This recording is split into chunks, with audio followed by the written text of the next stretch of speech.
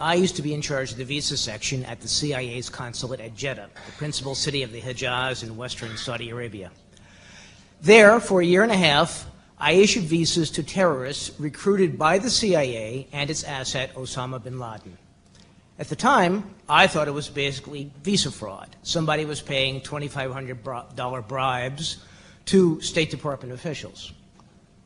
I was ordered by these same high State Department officials to issue the visas, to shut up, to do my job, and ask no questions.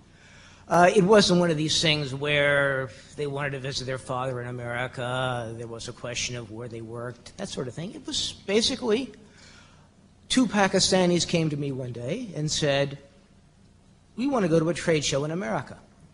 And I asked, what's the trade show? They didn't know. What city is it going to be held in? They didn't know.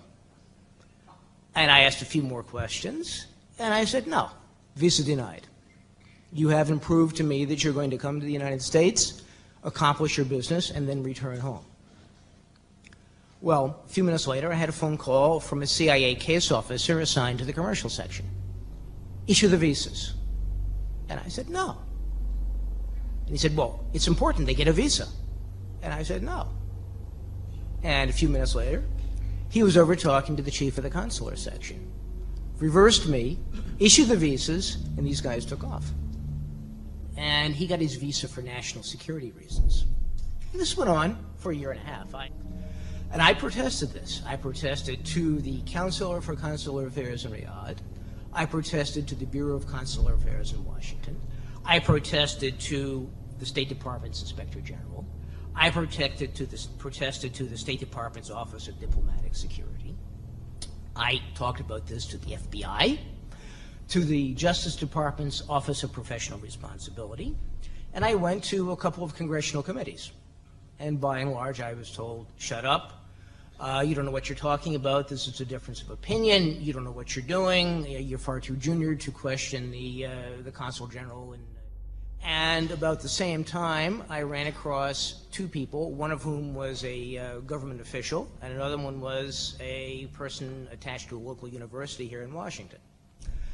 All three confirmed that what I was protesting was not visa fraud, but people being rounded up by the agency and Osama bin Laden to come to the United States for training as terrorists, to be sent to fight in the war against the then Soviet Union and Afghanistan. They used roughly $1 million in liquor sales a year from the consulate in Jeddah to fund this.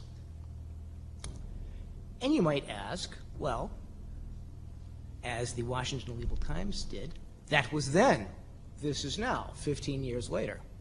Well, from what I read in the Los Angeles Times, 15 of the 19 people who allegedly flew airplanes into buildings in the United States got their visas from the same CIA consulate at Jeddah.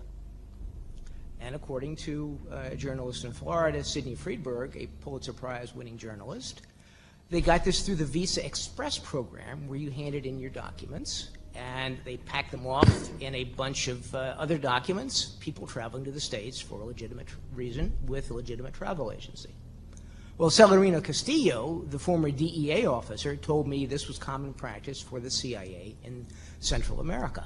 They put their guys in, hoping that the paperwork would be overlooked, that they wouldn't get too many questions asked.